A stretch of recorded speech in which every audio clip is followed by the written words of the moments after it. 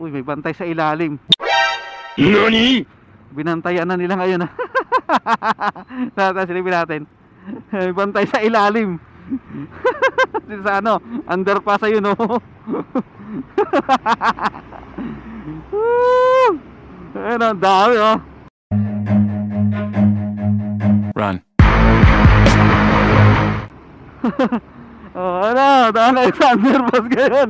What? Ang dami ngayong bantay. Nagiging expressway pa naman yan. Nako, yari, ang dami ko huli dyan. Kung sa mga underpass ay mga overpass, nakaka-20 daw sila eh.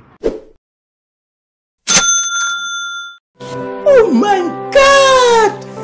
Wow! Sana all. So dyan, hindi lang 20 mahuhuli dyan. Kasi nasanay na yung mga motorista eh na walang nagbabantay dyan.